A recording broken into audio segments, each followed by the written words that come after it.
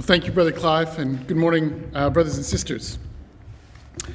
What we want to do this morning by way of exhortation is just try and catch some of the messages that are in this peculiar story in 2 Kings chapter 6. I myself wasn't really thinking too much about this story, and it's one of those ones that are probably lesser known. Until sometime last year, I caught up with a friend of mine for breakfast. I do that from time to time, and in this case, it was because I needed some help and assurance. And this passage in 2 Kings 6, particularly verse 17, was shared with me by way of encouragement. And it certainly has encouraged me, brothers and sisters. And I want to share that with you this morning. And I want you to gain inspiration from it in some way. And to more strongly catch, as our hymn says, its living fire. Now, 2 Kings chapter 6 is an extraordinary account by any measure. In fact, some of the most unusual displays of power and miracle are in this life and record of Elijah, but particularly Elisha. There's unusual things. If you just read the beginning of this chapter, there's one of the most unusual things in all of the Old Testament, the floating axe head.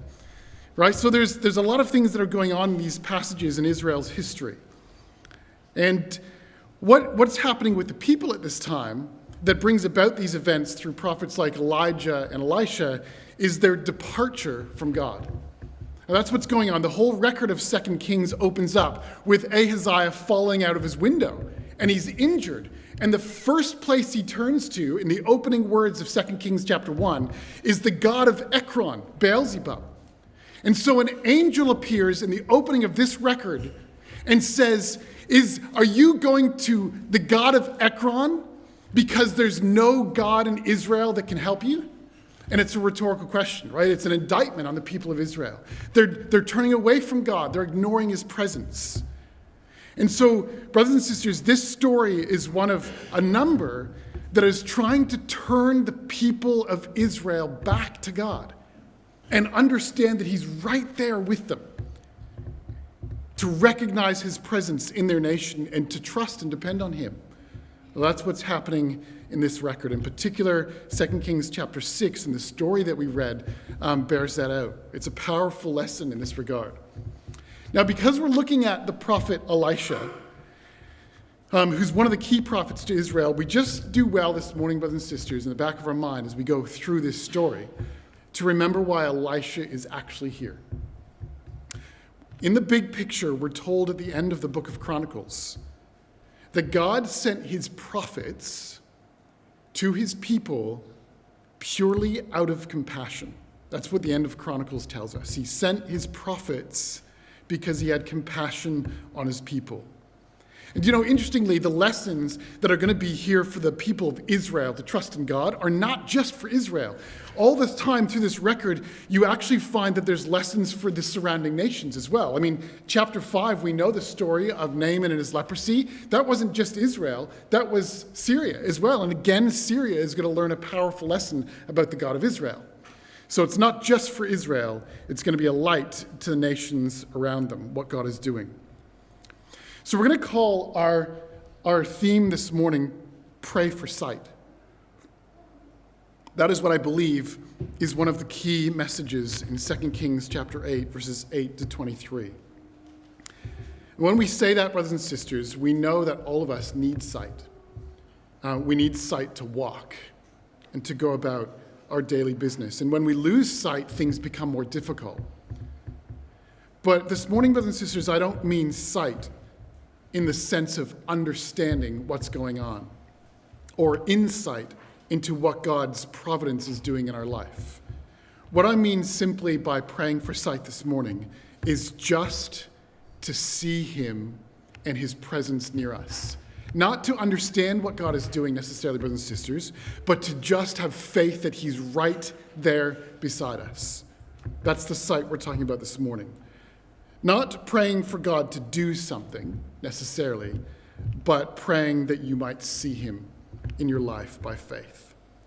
So let's jump into 2 Kings chapter 6 and look at a time when the Syrian army is making incursions into Israel to pillage them and to take things, right? This is how it starts off very quickly in chapter 6, verse 8. This is how we're given the introduction to this little episode. Verse 8.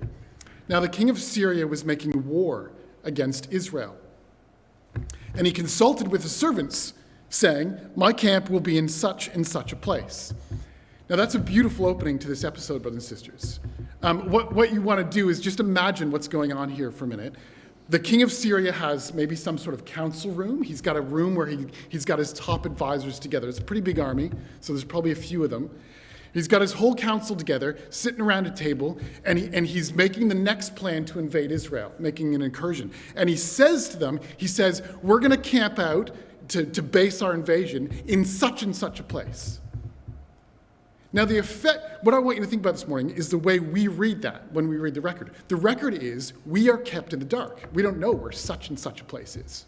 Nobody does. The king of Israel is the only person in this story, when we read it as readers, who knows what he's talking about. And apparently he told the people in the council room. But we are kept in the dark. We can't see. Now, what I want you to be impressed with in this story, brothers and sisters, all the way through, people are kept in the dark. They're blind. They can't see really what's going on. That is what this record is all about. The king of Israel can't see what's going on.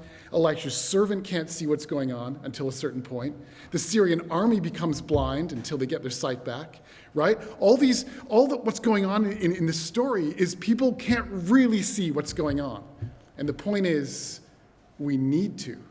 And God is going to do that through Elisha's servant. So even as we read this, where is such and such a place? We don't know. That's how the record starts off. Anyway, so that's verse 8. Now, the immediacy of verse 9 is something that I want you to be really impressed by. Look at this. Verse 9, and the man of God, this is Elisha in the context, and the man of God sent to the king of Israel, saying, beware you do not pass this place, that such and such a place where the Syrian army is going to camp out. We still don't know what it is or where it is, right? But he says to the king of Israel, don't go near that place, for the Syrians are coming down there. Now, I just want you to be impressed with the immediacy of how Elisha, the man of God, knows exactly what the king said in his council room to his advisors. The king, we don't even know yet, but Elisha does in the story. And that's the beauty of how this is written, right? Where is such and such a place? Well, we don't know, but we do know that Elisha knows exactly where that camp is. And he tells immediately to the king of Israel, he says, they are going to be camping in that place. Watch out, they're going to make an incursion. So as the king of Israel, what do? Well, you prepare for that, right? And that's what happens. Look at verse 10. And you're ready for the invasion, then you foil it, you stymie it. Look at verse 10. The king of Israel sent someone to the place. Again, we still don't know where it is. We're kept in the dark, right? The only person who knows is Elisha and the king of Israel now. So then the king of Israel sent someone to the place of which the man of God had told him. Thus he warned him, and he was watchful there not just once or twice. Now, what verse 10 is saying to us, brothers and sisters, is that this happened over and over and over again. So the king of Syria would plan his little battle plan with his advisors in their secret room, and he said, okay, right, tomorrow we're going to camp in this place. This is a great little strategic location, and then we'll make a raid from there in the morning. All right, so they all go there, but the king of Israel already knew, because Elisha hears every plan that the king makes. And so they go there, and they're foiled. The NET says this happened on several occasions. Now, think if you're the king of Israel, this is seriously annoying, right? This is deployment of resources and people and time, and you just can't do this. And everything you think you're doing is in secret, but it's not. It's a beautiful story, and it's amazing. So look what it says in verse 11, right? He's getting pretty hacked off.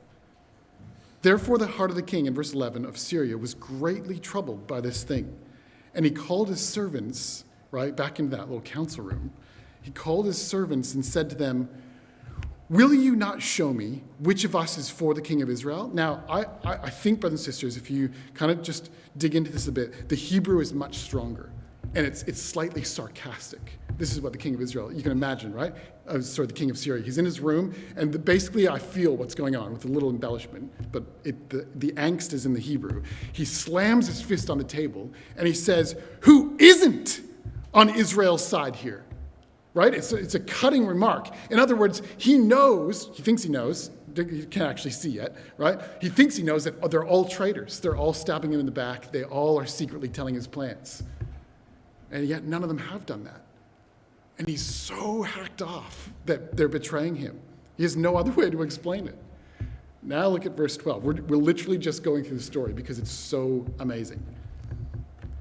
Verse 12. And you can hear a pin drop, right? Imagine when he slammed that fist down. And there's you can hear the crickets. And then verse 12. One of the servants said, "None, my lord, O king. But Elisha, the prophet who is in Israel, tells the king of Israel the words that you speak in your bedroom." What? First of all, how does he know that? How did these men of the Syrian army, who are captains and whatever in the council room, how do they know that that's what's going on, but the king of Syria does not? I mean, maybe they just put two and two together. It's pretty obvious something's going on here, right? The prophet of Israel knows what's going on. And they say to the king, he can hear everything you're saying to yourself in the toilet, when you go to the toilet. When you mutter to yourself, he can hear everything you say, right? Now, as the king of Israel, of Syria, that's an obvious explanation. So note the irony of verse 13 now. The next thing he says to the group, he says, "Right, go and see where he is, and I'm going to send and get him." And it was told him, surely he's in Dothan. So he sent horses, chariots, and a great army there, and they came by night and surrounded the city. And as we read the story, we kind of smirk, right? There's a beautiful interaction with how God writes his word. We're smirking because, Elisha just heard you say that. And he's not even there. We know what's going to happen, right? We know Elisha just heard that too. His servant, the king of Syria's servants, just said he can hear what you say in your bedchamber. So he just heard that too. We know what's going to come. It's beautiful. And you can see how blind he is, right? He's saying, show me in verse 11 who's on, because he can't see. And so he sends the army in verse 14, and it's nighttime. Why does he do that? Well, because he's hoping that no one can see the army. Right? Of course. So it's pretty amazing. And that's what we have pan out. And this is where the story starts to take a little bit of a turn. We are introduced now to Elisha's servant. And this is where the power of the story comes to light. Verse 15. We don't even know his name. "And when the servant of the man of God," this is Elisha's servant, "arose early and went out." So first of all, why is he doing that? So Elisha and his servant are in Dothan. It's a little city. The king's royal palace and the armies of Israel are about 20 kilometers southwest in Samaria. That's the king's royal palaces, and that's where the army would be. So Elisha and his servant are about 20 kilometers up north, right? Northeast. And Elisha's servant gets up early in the morning. What do you think he was doing? Why was he getting up early in the morning? Well, he's a man, he's the man of God's servant. He's probably getting up for morning prayers or something like that. He's a really dedicated individual. No doubt, he's a God-fearing man. So maybe he's getting up early to go say his morning prayer. So you imagine the scene, right? He gets out of the little hut that they're staying in or wherever, and he goes out in the morning, and the sun's just coming up, and he's maybe saying his prayers, and he looks up, and he's like, "What the heck?" There's a massive Syrian army all around the city. He looks in all directions, and the Syrians are everywhere, horses and chariots. Now this is chintzy little Dothan. What do the Syrian army have to do with Dothan? They should be, if they're going to attack something, they should be down in Samaria, surrounding that, especially with this great army. And it's extraordinary what he sees, and you can sympathize with this man's response. This is an absolutely surprising, unexpected, and terrifying situation. When the servant of the man of God arose, in verse 15, early and went out, there was an army surrounding the city with horses and chariots. See, no one's seen it all night long, but the sun's up, and he sees it when he goes out. And his servant said to Elisha, or said to him, "Alas, my master, what are we going to do?" Now you can see the anxiety, and you can feel it in his voice. This is extreme, and there's only two of them. There's Elisha and his servant, and then just the normal villagers who would have been in Dothan. They know, and this man would have calculated pretty quickly, the army is at best 20 kilometers away, and he has no chance. They're surrounded. The army of Israel is 20 kilometers away. He's surrounded by the Syrians. And do you know what he sees, brothers and sisters?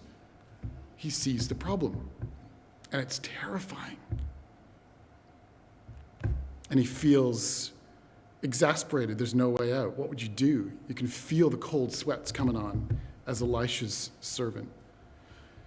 Which makes verse 16 so extraordinary. Elisha just calmly says, "Do not fear." And then he says something outrageous from Elisha's servant's perspective in the moment that he was in.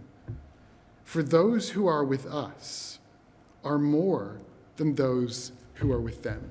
And that's one of the most classic lines in the Bible, isn't it? About trust in God. But for Elisha's servant, he's like, well, no, that, like, in his mind, the armies are 20 kilometers away. There's only two of us, Elisha. But before Elisha's servant can respond, and here's a powerful thing, brothers and sisters, Elisha, the man of God, stops right there. And keep in mind, the Syrian army is all around them, and you can feel how close they are. Elisha stops, and he prays, and he's obviously praying with the servant. He would have heard it, and said, "Yahweh, I pray, open his eyes that he may see." And what he's saying is, open his eyes so he can see what I know is true, what I can see, right? And just like that, Yahweh opened the eyes of the young man, and he saw. And behold, the mountain was full of horses and chariots, but these ones were on fire.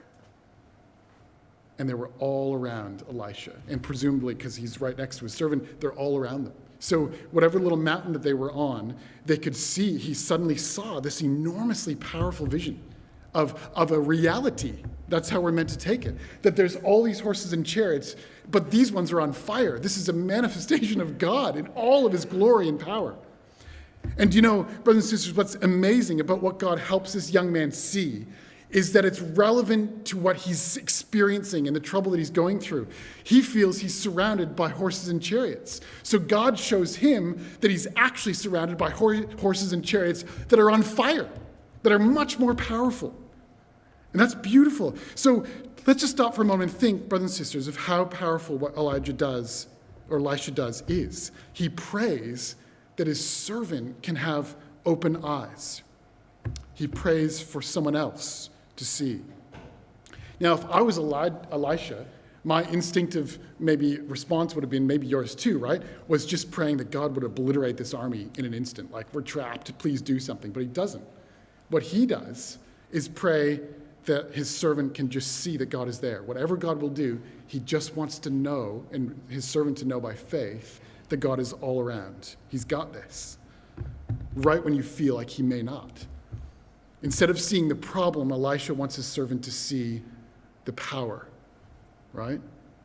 Thine is the power around me now. Faithful I stand and will. Like we sing words like this and sentiments fairly frequently in our hymns, brothers and sisters, because we need that encouragement. We need to have faith and trust that God is there.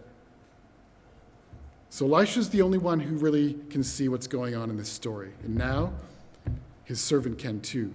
You know, someone put it like this, brothers and sisters, and I feel this is a powerful little phrase.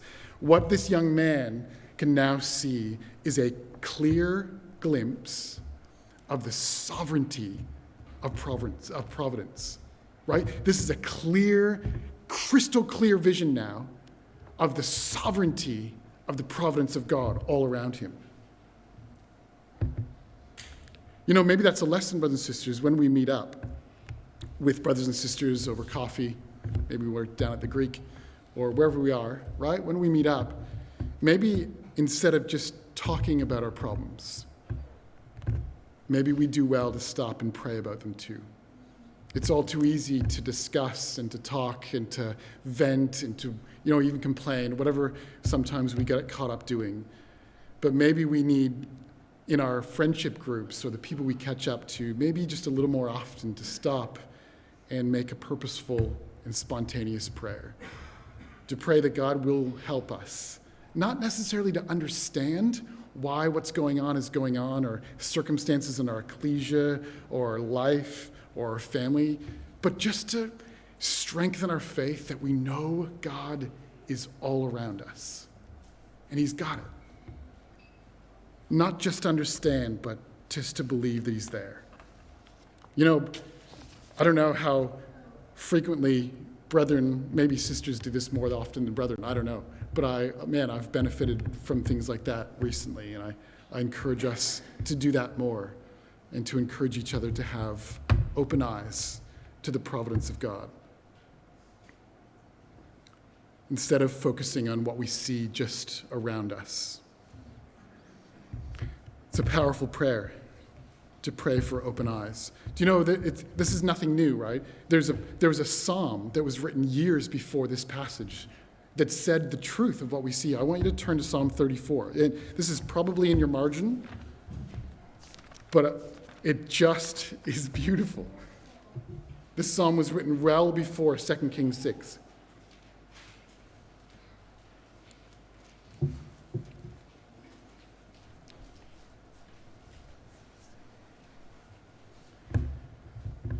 Look at verse 4. Psalm 34, verse 4. Think of Elisha's servant. I sought Yahweh, Psalm 34, 4. I sought Yahweh and he heard me, and he delivered me from all my fears. Fears. Delivered me from all my fears. They looked to him and were radiant, and their faces were not ashamed. This poor man cried out, and Yahweh heard him and saved him out of all his troubles. Look at verse 7. The angel of Yahweh encamps all around those who fear him and delivers them. I mean, that, brothers and sisters, that is 2 Kings 6. So when David wrote this psalm, he could see he was the same kind of person as Elisha in the sense that his rock-solid faith in the presence of God. He knew that was a fact. Right? That the angel of the Lord encamps all around those who fear him. Another beautiful expression that I was just thinking about this morning, David puts it, it's not just armies and chariots that are surrounding us, right? Or whatever, angels. David, in another psalm, I think it's Psalm 32, says, in a moment of realizing that God is there, he says, you will surround me, not with angels, but the way he sees it in that context, he will surround me with songs of deliverance. I mean, how often do you feel that? God is surrounding you with songs of deliverance. Oh, actually it is. It's just over the page, is that right?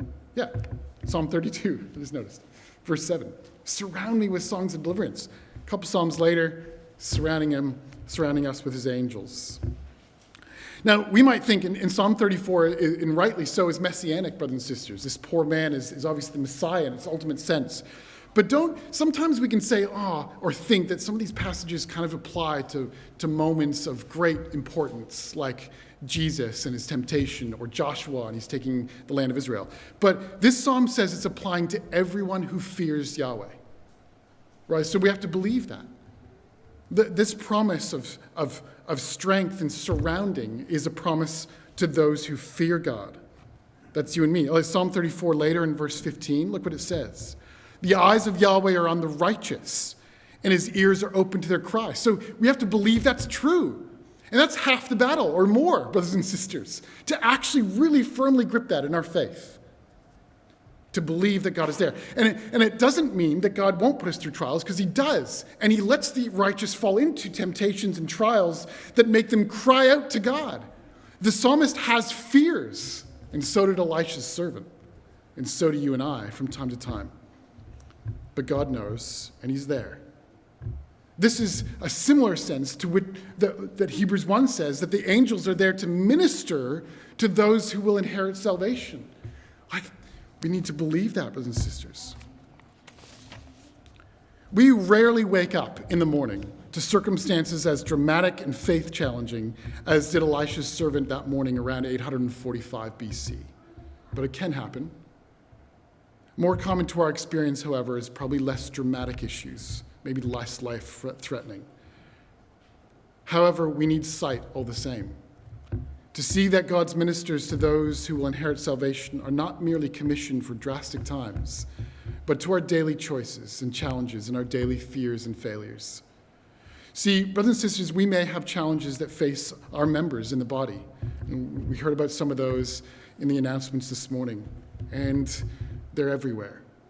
Circumstances that need absolute clarity of vision on one particular fact: God's sovereign providence, his tight encampment around us. We have members here with us and online that feel the acute and sharpening challenge of old age, and it's wreaking its havoc.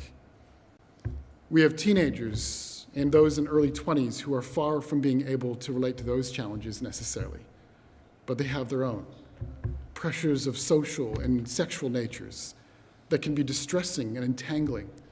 It can feel like a great Syrian army at times. Still, others in our body may feel sharp challenges of being unmarried when they may wish that God would provide and are wondering why he hasn't. This is not uncommon, and I remember feeling those feelings too.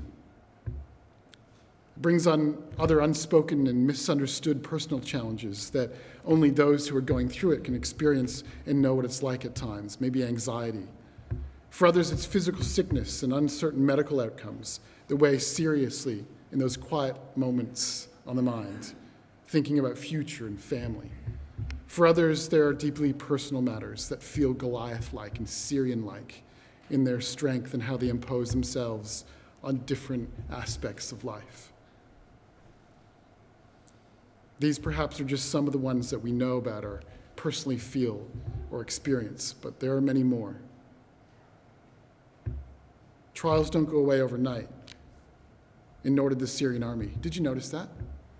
You might think, brothers and sisters, that just when Elisha prayed for his eyes to open, right, and the man of God, or Elisha's servant, saw this amazing army of on fire chariots and horses, you might think you know how verse 18 should read in 2 Kings chapter 6. Right, this is how I would expect it. Right? Verse 18, you'd think might read something like this: and the horses and chariots of fire absolutely demolished the Syrian army and smoked them. Right? I mean, why else did the man see this amazing army and like God surely is showing him and said, this is how I'm going to use this, wow, and absolutely obliterate the Syrian army. I was like, oh, phew, we're fine, Elisha, it's all good. Do you know what's amazing? They never, ever get used. They're just there. And do you know what else is amazing, brothers and sisters? Right when he sees that, he sees this, and the Syrian army start to advance down. Like, what? God lets the Syrian army start advancing. Like, this is what it says, verse 18. And when the Syrians came down, so they were camped around, and he sees this beautiful vision that God's there, but God still lets the army get closer. They start advancing. And you might think as a young man, yes, now's the chance these horses are going to obliterate the other horses. Never. In fact, the story takes an incredible twist that brings out another lesson. You know, brothers and sisters, this isn't a story about just feeling good in times of trial, that God is there. It's not just a story of taking comfort that whatever challenges come our way, God is with us. There's much more to this story. This is part 2. And part 2, I believe, starts in verse 18. You see, brothers and sisters, this is sort of how it goes, I believe. Verses 8 to 17 are telling us the need to see God's presence. Verses 8 to 17, the need to see God's presence. And now that Elisha's servant does, here's the next thing. Verses 8 to 23 is the impact of seeing God's presence. And we can't leave this part of the story out because it's absolutely crucial for you and I. No, we sing in our hymns multiple beautiful sentiments, don't we? Sentiments like in 105 that we sang, on him we place our trust and hope in time of need. So, hymn 156, draw from my timid eyes the veil. 2 Kings 6, to show where earthly forces fail. Thy power and love must still prevail.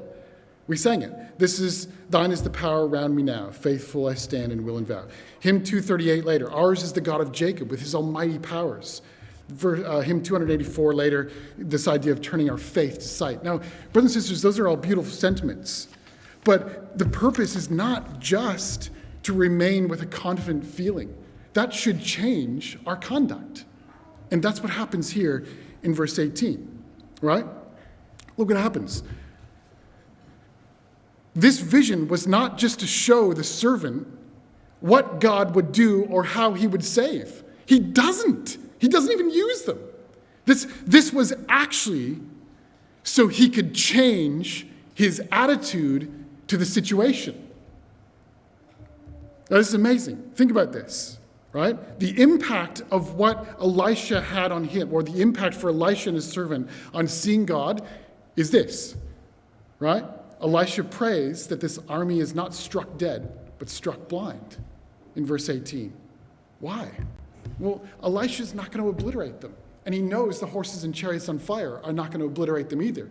He prays that the Syrian army is struck blind. And then he says, verse 19, I'm going to lead you to the person you're seeking. Now they're seeking Elisha. So technically he's going to, but he's going to show them Elisha himself in Samaria. So they walk 18 kilometers down to Samaria. Now just think about the practicalities of that. The most unusual thing that's ever happened in this area. A whole Syrian army of horses and chariots, and all the people are stone blind. Now how do you do that?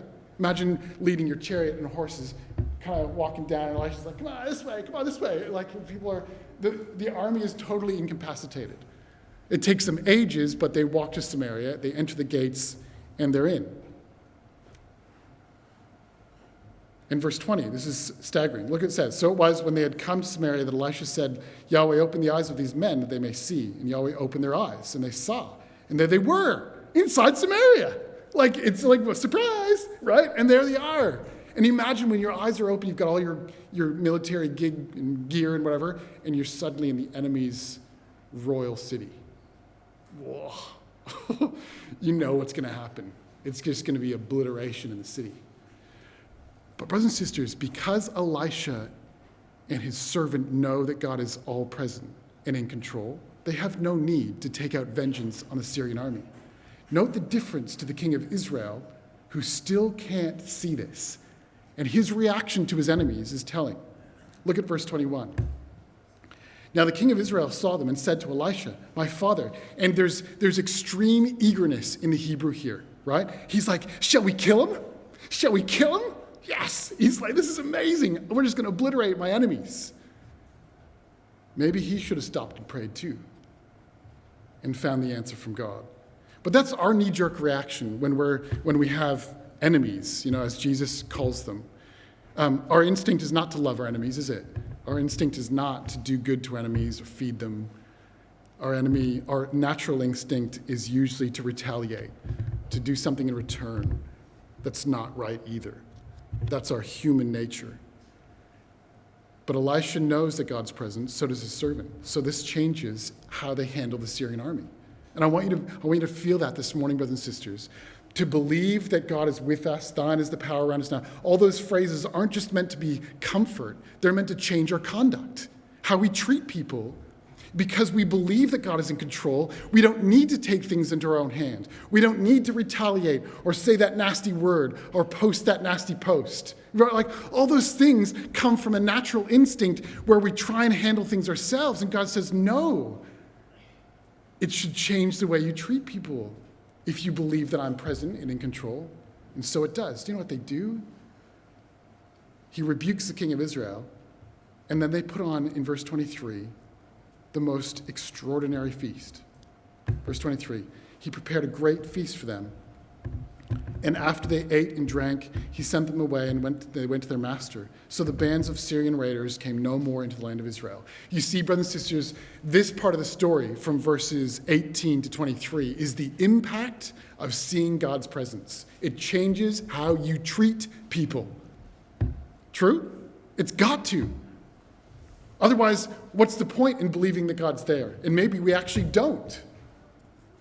Maybe our conduct shows that we don't believe that God's in control when we treat each other with contempt or other people that might have done things to us. We can't let that happen. We must believe God's in control, and if we do, we treat them with kindness.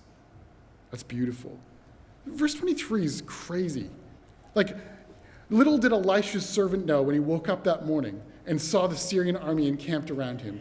Little did he know that he'd be serving them beautiful food and glasses of water and probably even wine later that day. Like, think about how crazy that is and how beautiful it is. See, brothers and sisters, this is a powerful thing that Jesus teaches repeatedly and powerfully in his ministry. You and I both know, how did Jesus tell us to treat our enemies or those who might cause us angst or whatever level that might be? We know that. It's Matthew 5, the Sermon on the Mount. Like, you've heard of it old, but I say unto you, love your enemies. Don't treat them with spite, right? If someone demands something of you, give it to them. In Matthew chapter 26, brothers and sisters, in our most powerful incident in the garden, his disciples take out swords. And Jesus says to them, put your sword away. Do you think that I cannot now pray to my Father, and he will provide me with more than 12 legions of angels? And he never did. He didn't need to call the angels to sort out the Roman officers that were arresting him. It was in God's hand, and he let God's will be done. Put your sword away. The angels have this. And whatever God is doing, he will do, and you can trust that. That's a powerful illustration of the principle of 2 Kings chapter 6. Jesus knew Psalm 34. He knew 2 Kings 6. But do you know, brothers and sisters, this comes up in Romans chapter 12, in our final passage. Let's just end in Romans chapter 12. I believe Romans chapter 12 has all the hallmarks of this obscure passage in 2 Kings 6.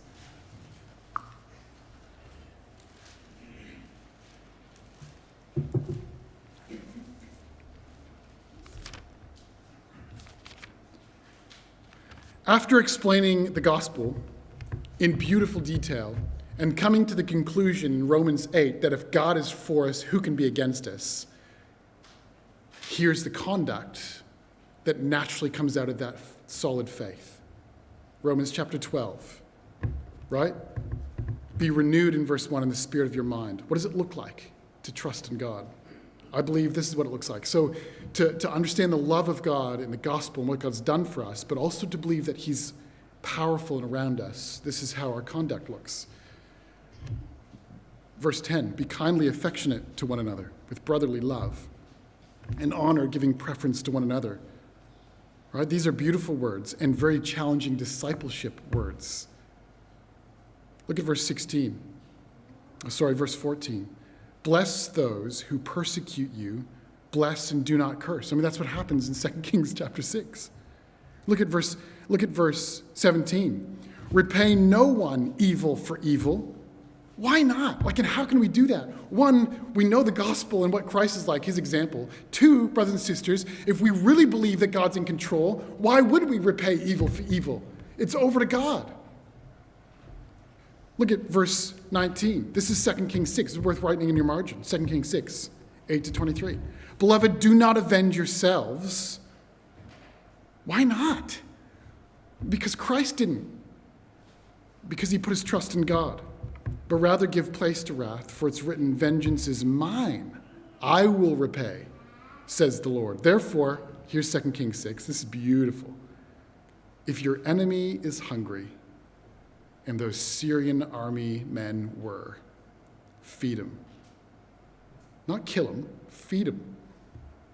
If he's thirsty, give him a drink. For in so doing, you will heap coals of fire on his head. And that happened, right? They did not come into Israel anymore after that. You'd be like, whoa, what just happened? Now, things did change, and eventually the Syrians lost that lesson and came back. But here's the key, verse 21. Do not be overcome by evil, but overcome evil with good. And how we do that, brothers and sisters, essential to that is really our faith. Is God actually surrounding us with his angels? And if he is, We can overcome evil not with evil or retaliation or mean words or character assassination. We can overcome it with good. That's the Spirit of Christ. So, brothers and sisters, let's this morning strengthen and foster a rich faith in the awareness of God's encampment around us, but not just to acknowledge it, but to act on it in our conduct towards each other and have a clear vision of the sovereignty of God at work in our life, and so live the Spirit of Christ.